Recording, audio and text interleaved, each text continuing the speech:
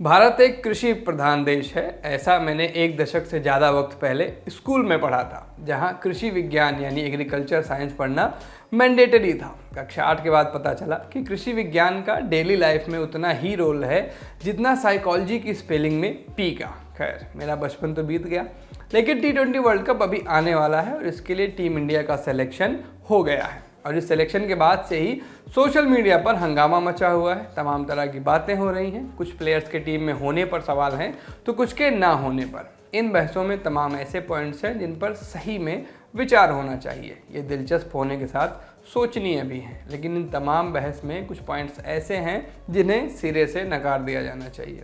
और आज silly point में उन्हीं पॉइंट्स में से एक पॉइंट की चर्चा होगी। इस टीम को एक विशेष चश्मे से देखेंगे तो आपको पता चलेगा कि इसमें एक भी मुस्लिम क्रिकेटर नहीं है। और इस पॉइंट की माने तो केंद्रीय गृह मंत्री अमित शाह के बेटे जय शाह के BCCI सेक्रेटरी रहने के चलते ऐसा हुआ है। जानबूझकर टीम से मुस्लिम खिलाड़ियों का पत्ता काटा गया है। और इस पॉइंट को उठाने वाले लोग स्पेशली दो प्लेयर्स पर चर्चा कर रहे हैं, मोहम्मद शमी और मोहम्मद सिराज। साथ में कुछ लोग आवेश खान और उमरान मलिक को भी जोड़ ले रहे हैं। यानी इन लोगों का मानना है कि T20 वर्ल्ड कप में चुने गए पेसर्स की लिस्ट में इन चारों का नाम होना चाहिए। क्यों होना चाहिए वाला सवाल करेंगे तो अजब अजब जवाब मिलेंगे। कोई कहता है कि उमरान के पास पेस है तो वो ऑस्ट्रेलिया में काफ़ी काम आते, तो किसी ने मोहम्मद शमी की वकालत इसलिए कर दी क्योंकि वो रिवर्स स्विंग करा सकते हैं। I mean seriously bro, T20 में रिवर्स स्विंग, क्या कमाल की सोच है। सिराज और आवेश के साथ भी स्पीड वाली दलील दी गई और पहली नज़र में देखेंगे तो ये बातें सही भी लगेंगी। लेकिन इन तमाम सही बातों के पार कुछ ऐसी बातें हैं जिनके चलते ये चारों और इनके जैसे और भी कई नाम बाहर बैठे हैं। क्रिकेट के हर फॉर्मेट में बॉलर की कामयाबी में स्ट्राइक रेट को अहम माना जाता है। स्ट्राइक रेट बोले तो वह कितनी गेंदों पर विकेट निकालता है, और जब बात लिमिटेड ओवर्स की हो तो इसमें इकॉनमी का भी रोल बढ़ जाता है। ऐसे में हमने सोचा कि क्यों ना इन चारों का स्ट्राइक रेट और इकॉनमी चेक की जाए और देखा जाए कि टीम में इनकी जगह बनती है या नहीं। तो चलिए अब शुरू करते हैं मोहम्मद शमी से। शमी सालों से इंडिया के प्रीमियर बॉलर हैं। बीते T20 वर्ल्ड कप में खेले भी थे, हाल ही में गुजरात टाइटंस के साथ IPL खिताब भी जीता है। इनके पास पेस भी है और अनुभव भी। शमी शुरुआती ओवर्स में खतरनाक साबित हो सकते हैं, लेकिन समस्या ये है कि हम अगर सारे शुरुआती ओवर्स वाले बॉलर ही लेकर चले जाएंगे तो डेथ्स में कौन फेंकेगा, क्योंकि शमी तो डेथ्स में उतने अच्छे नहीं रह जाते हैं। साल 2018 से अब तक 57 पारियों में 49 विकेट लेने वाले शमी का स्ट्राइक रेट लगभग 9 का रहा है, जबकि उनकी इकॉनमी 10.32 की। यानी शमी डेथ्स में हर ओवर में 10 से ज़्यादा रन देते हैं, जबकि विकेट लेने के लिए उन्हें लगभग 9 गेंदों की ज़रूरत होती है। और ये आंकड़े T20 के हैं, यानी इसमें IPL जैसी डोमेस्टिक लीग्स भी शामिल हैं। अब अगर यहाँ सिर्फ T20 इंटरनेशनल की बात करें तो यहाँ उनका रिकॉर्ड थोड़ा बेहतर होता है, लेकिन ये इतना भी अच्छा नहीं है कि उन्हें सीधे वर्ल्ड कप की टीम में ले लिया जाए। T20 इंटरनेशनल में शमी ने 9 पारियों में 9.05 की इकॉनमी से रन दिए हैं, जबकि उनका स्ट्राइक रेट 8.42 का रहा है। विकेट्स की बात करें तो इन पारियों में शमी को कुल 7 विकेट मिले हैं। सिराज की बात करें तो उन्होंने T20 की 47 पारियों में 10.38 की इकॉनमी से रन दिए हैं, जबकि डेथ्स में उनका स्ट्राइक रेट 15.47 का हो जाता है। बता दें कि ये जो भी मैं आंकड़े बता रहा हूँ ये सारे डेथ्स के ही हैं। इन पारियों में सिराज के नाम सिर्फ 23 विकेट रहे हैं और उन्होंने 47 पारियों में, यानी इन 47 पारियों में 49 चौके और 33 छक्के खाए हैं। जबकि अगर इसे थोड़ा रिफाइन करके सिर्फ T20 इंटरनेशनल देखेंगे तो सिराज ने 3 पारियों में कुल 2 विकेट लिए हैं और इन विकेट्स के लिए उनका स्ट्राइक रेट 12 और इकॉनमी 11 की रही है। डेथ्स में आवेश का हाल और ख़राब हो जाता है। डेथ्स में T20 की 40 पारियों में उनके नाम 17.66 की स्ट्राइक रेट और 10.50 की इकॉनमी से सिर्फ 18 विकेट्स हैं।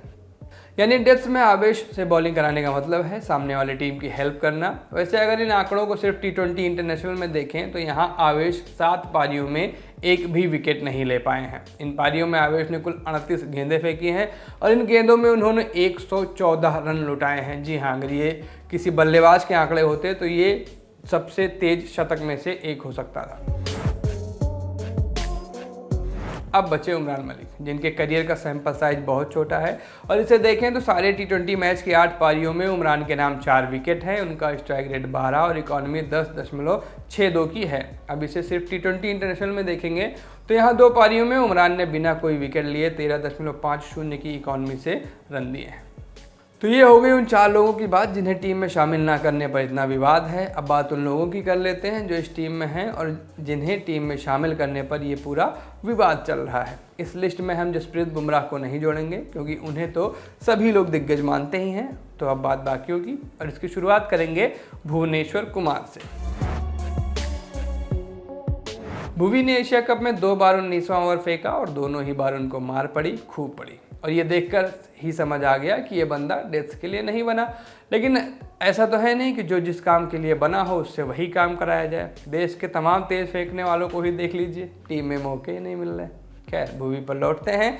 भुवी ने डेथ की 86 पारियों में 48 विकेट्स लिए हैं। यह विकेट्स 9.69 की इकॉनमी और 14.33 की स्ट्राइक रेट से आए। बात T20 इंटरनेशनल की करेंगे तो भुवी ने 38 इनिंग्स में कुल 24 विकेट्स लिए हैं और यह विकेट 9.47 की इकॉनमी और 11.79 की स्ट्राइक रेट से आए हैं। यानी डेथ्स के स्पेशलिस्ट ना माने गए भुवी से बेहतर सिर्फ शमी है। लेकिन भुवी अभी इंडिया के बेस्ट स्विंग बॉलर हैं और उन्हें पिच से थोड़ी भी मदद मिली तो वह लगातार 4 ओवर्स फेंक कर सामने वाली टीम का खेल खत्म कर सकते हैं। अब नंबर टीम इंडिया के डेथ स्पेशलिस्ट हर्षल पटेल का। T20 की 49 पारियों में हर्षल के नाम 43 विकेट्स हैं। उन्होंने यह विकेट 9.85 की इकॉनमी और 10.32 की स्ट्राइक रेट से लिए हैं। जबकि बात T20 इंटरनेशनल की करें तो यहाँ हर्षल ने 15 पारियों में 10 विकेट्स निकाले हैं। यह विकेट 11 की इकॉनमी और 12.7 की स्ट्राइक रेट से आए हैं। यानी हर्षल के आंकड़े बहुत अच्छे नहीं हैं, लेकिन हमें यह ध्यान रखना होगा कि हर्षल अपने ज़्यादातर ओवर डेथ्स में ही फेंकते हैं, यानी उस वक्त जब बल्लेबाज का इकलौता लक्ष्य गेंद को कूटना होता है। और ऐसे में उनकी इकॉनमी और स्ट्राइक रेट इतने बुरे नहीं माने जा सकते। अर्शदीप सिंह टीम इंडिया के नए सेंसेशन हैं। अर्शदीप डेथ्स में अपनी सटीक यॉर्कर के लिए जाने जाते हैं। उन्होंने T20 की कुल 43 पारियों में 33 विकेट लिए हैं। यह विकेट 8.06 की इकॉनमी और 11.42 के स्ट्राइक रेट से आए हैं। जबकि T20 इंटरनेशनल की बात करें तो उन्होंने 9 पारियों में 10 विकेट्स लिए हैं। यह विकेट्स 6.70 की इकॉनमी और 8.5 की स्ट्राइक रेट से आए हैं। इन तमाम आंकड़ों को देखने के बाद एक चीज़ तो साफ है, सिराज, आवेश और उमरान वर्ल्ड कप टीम के आसपास आना भी डिजर्व नहीं करते। अब बचे शमी। साल 2018 से आंकड़े देखेंगे तो शमी निश्चित तौर पर वर्ल्ड कप की टीम में होना डिजर्व करते थे। लेकिन समस्या ये है कि बीते वर्ल्ड कप में शमी का प्रदर्शन बहुत अच्छा नहीं रहा था। इकॉनमी, स्ट्राइक रेट और एवरेज के हिसाब से वह 3 या इससे ज़्यादा इनिंग्स के लिए भारतीयों में सबसे खराब थे। अब इतने आंकड़ों के बाद आप खुद तय करिए कि इन चारों को किसी एजेंडे के तहत बाहर किया गया है या फिर इनका प्रदर्शन इस लायक नहीं था कि इन लोगों को टीम इंडिया में शामिल किया जाए। नमस्ते, मैं सूरज हूँ। आपके लिए वीडियो शूट किया था जतिन ने। शुक्रिया।